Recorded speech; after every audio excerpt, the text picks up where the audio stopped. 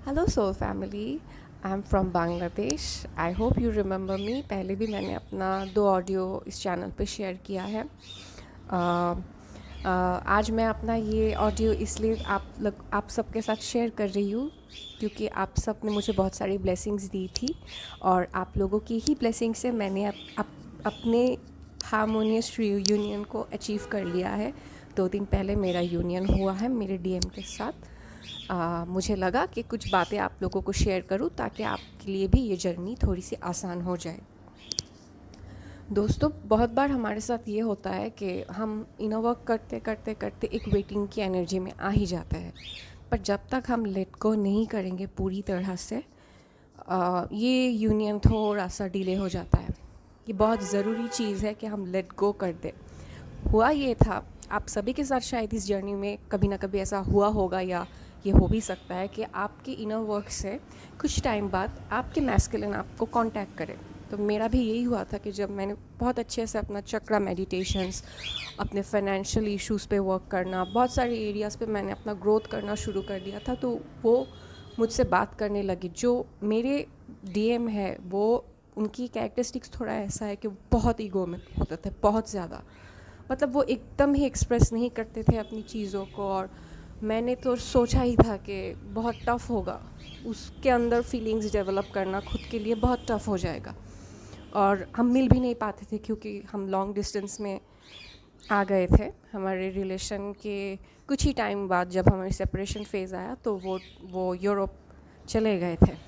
तो ये मेरे लिए बहुत बड़ा सोल शॉक था और मेरे अंदर कुछ गंदी आदतें भी थी जिसको मैंने बहुत अच्छे से टाइम लेके मैंने करेक्ट करती गई, शैडो वर्क करती गई अपने ऊपर। तो इन सब करने के बाद मैंने देखा कि हाँ, उनका ध्यान थोड़ा मेरी तरफ आ चुका था और मेरे साथ वो बहुत अच्छे से बात करने लगे, अट्रैक्टेड होते थे मेरे साथ, टाइम स्पेंड करने के लिए बार बार नॉक किया करते थे, एक्सप्रेस थोड़ा थोड़ा करने लग गए थे। लेकिन वो जो हम यूनियन चाहते थे कि हमको वो रिकग्नाइज़ करे एज अ सोल पार्टनर, या हम क्या है उनके लाइफ में, ये इसकी एक तो उम्मीद सबको होती ही है। भले हम ये एक्सपेक्ट ना करें कि हमारी यूनियन 3D लेवल पे हो जाए, फिज़िकल प्लेन पे, हालांकि हम दोनों ही अनमैरिड्स हैं। तो मैंने इन सब बातों पे थोड़ा सा ध्यान दिया। मैंने माँ से इस दौरान 1 बार सेशन लिया और उनके सारे मेडिटेशंस को मैं वक्त पे वक्त करती गई। तो चेंजेस उसमें तो नज़र आ ही गया था मुझे, मेरे डीएम में बहुत चेंजेस आ रहे थे। उनका भी ट्रांसफॉर्मेशन वहाँ हो रहा था, वो भी मुझे फ़ील हो रहा था क्योंकि उनके भी थोड़े से टफ़ सिचुएशंस हो गए थे वहाँ, फाइनेंशियल इश्यूज़, फैमिली में भी इश्यूज़। तो इसी दौरान हमारी एक अच्छी फ्रेंडशिप हो गई थी, पर वो ये चीज़ों को अभी तक इतना रियलाइज़ कर रहे थे कि मैं थोड़ी सी थक गई थी कि क्यों नहीं समझ पा रहे, बोलते क्यों नहीं, कुछ एक्सप्रेस क्यों नहीं कर रहे। इन एंड आउट कंटिन्यूसली उनका होना चलता ही रहता था। लाइक आते थे जाते थे, थोड़ी एनर्जी लेके चले जाते थे, ऐसा था। पर मुझे लगा एक टाइम पे कि यार चलो, पता नहीं इस जर्नी का क्या होना है, मैं गिव अप तो नहीं करूँगी, अपनी इनर वर्क में करती जाऊँगी। कि इस इनर वर्क ने ही मुझे बैलेंस में रहना सिखाया है, मुझे काफ़ी अच्छी चीज़ें मुझे पता चली इस जर्नी में कि कैसे अपनी लाइफ को बेटर बना सकते हैं। तो मैं अपने ग्रोथ में फ़ोकस करती हूँ। मैंने अपने करियर पे और हर चीज़ों को मैंने अच्छे से अपना समझ लिया और मैंने सोचा कि यार वो आएगा आएगा, उसको फील होगा, रियलाइज़ होगा, मुझे इन सब पे ध्यान नहीं देना। मैंने पूरी तरह से उसको लेट गो कर दिया। बीच बीच में जब वो आता रहता था तो मैं उसको ज़्यादा एनर्जी नहीं देती थी। अब हम सबको पता है कि डीएम थोड़ा सेक्सुअलिटी से ऑपरेट करते हैं, ये बात प्लीज़ आप लोग ध्यान दें। ये आपके लिए एक टेस्ट होगा। अगर कोई भी को डिपेंडेंसी इशू या अबंडेंस इशू आप में, ऐसा अबंडेंस नहीं, सॉरी, अबंडनमेंट की इशू आप में होती है कि आपको वो छोड़ देंगे, ऐसा कुछ आप फील करते हो कि आप उसकी डिमांड को पूरा नहीं करोगे तो वो शायद आपको आपसे भाग जाएंगे दोबारा, तो प्लीज़ मैं आपसे कहूँगी कि इन चीज़ों पे अच्छे से वर्क करना और बहुत अच्छे से स्टैंड लेना अपने लिए।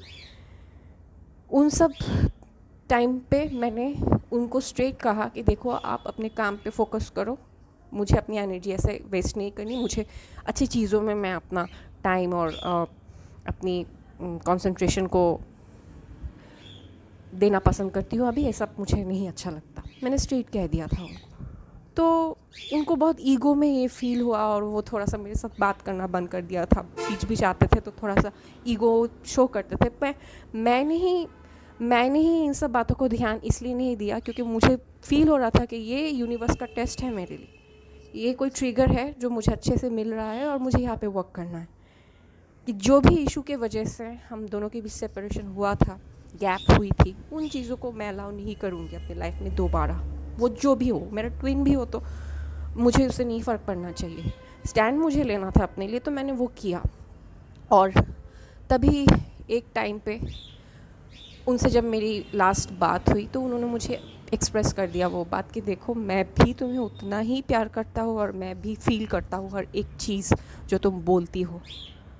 मैं जानता हूँ तुम कौन हो, मैं समझता हूँ तुम कौन हो। मैं बोल नहीं पाता, मैं दूसरों की तरह तुम्हारी लाइफ में तुम्हारे साथ टाइम पास के लिए नहीं ऐसा चाहता कुछ, बट मैं तुम्हें सीरियसली चाहता हूँ। मैं तुम्हारा प्रोवाइडर बनना चाहता हूँ, मैं तुम्हारा टेक केयर करना चाहता हूँ, तो मैं तुम्हें अपने साथ ले जाना चाहता हूँ। मुझे टाइम दो, वक्त होते ही सब हमारे बीच ठीक हो जाएगा, हम एक हो जाएंगे। उन्होंने मुझे खुद कहा ये बात। तो यही थी मेरी जर्नी। मैं अब ये सोचती हूँ कि हाँ ठीक है, सब तो अब सही हो गया है। उनको मैंने जो रियलाइज़ करवाना था उन्होंने कर लिया। अब मैं उनको उनके सेल्फ डेवलपमेंट में मैं उनको मदद करना चाहती हूँ और मैं खुद अपनी लाइफ में फ़ोकस होना चाहती हूँ, क्योंकि ये जर्नी रोमांस के लिए नहीं है, ये जर्नी हमारी खुद के लिए है। और डिवाइन ने अगर चाहा तो शायद फिज़िकल पेन में भी हम एक साथ यूनाइट हो सकते हैं, पर हार्मोनियस यूनियन तो हो चुकी है क्योंकि एक अच्छा रिलेशनशिप हमने बिल्डअप कर लिया है, अपनी इश्यूज़ को हील कर लिया है, अपनी ईगो को डिसॉल्व कर लिया है, और क्या चाहिए। और एक और बात, प्लीज़ ये ध्यान रखिएगा कि जर्नी के फाइनल स्टेज तक आते आते कभी कभी ऐसा होता है कि बहुत ज़्यादा नेगेटिविटी फील होनी शुरू हो जाती है। मैं बहुत पहले बहुत बैलेंस थी, पर एक टाइम ऐसा आ गया था कि मुझे लगने लगा था कि ये क्या क्या ट्विन जर्नी क्या है ये सब, मतलब ये कोई कन्फ्यूजन फील हो रहा था मुझे नहीं अच्छा लग रहा था। मैंने देखना भी बंद कर दिया था कई दिनों तक वीडियोस। मुझे डाउट होने लगे, जो कि मेरे थॉट्स नहीं थे, पता नहीं है कहाँ से आए।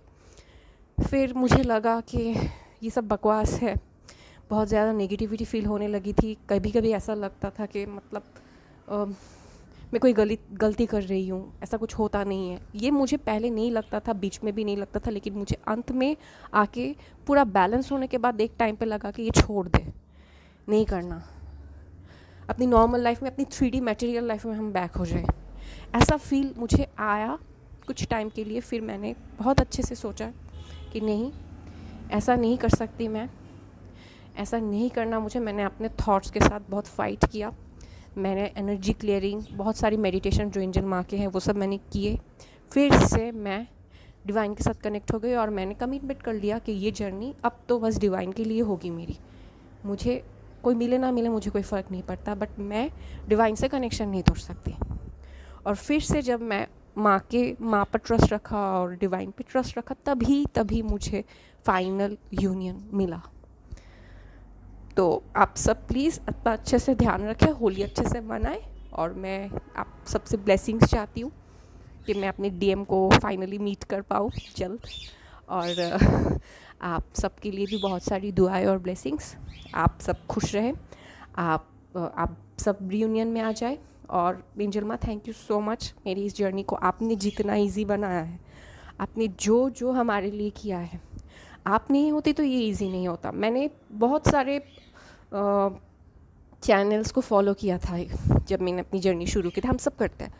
तो मैंने चाहा भी था मैं अपने लिए गुरु या कोच को सेलेक्ट करूं, पर ये डिवाइन ने किया। मेरी फाइनेंशियल कुछ हमारे यहाँ पे प्रॉब्लम्स है कि हम डायरेक्टली हम कनेक्ट नहीं कर सकते थ्रू बैंक या थ्रू एनी पेमेंट मेथड। तो कैसे पता नहीं, आप ही के साथ मेरा सब कुछ मैच हो रहा था और शायद आप ही मेरे लिए गाइड और मेंटर चुनी गई थी थ्रू यूनिवर्स, जिसके लिए शायद मुझे इतनी अच्छे से एक ही साल में मुझे रिज़ल्ट मिल गया है अपनी इस जर्नी का। तो मैं ब्लेसिंग्स चाहती हूँ कि मैं अपनी लाइफ में अभी बहुत सारा ग्रोथ करना चाहती हूँ, सोसाइटी को भी सर्विस दे के सर्व करके मैं अपना सोल पर्पस पूरा करना चाहती हूँ और मैं कुछ बनना चाहती हूँ, और मैं अपने डीएम के साथ खुश रहना चाहती हूँ। मेरे लिए प्लीज़ हमेशा प्रे करिएगा। Thank you so much angel माँ, I love you a lot, and आप सब अपना ख्याल रखना अच्छे से। बाय।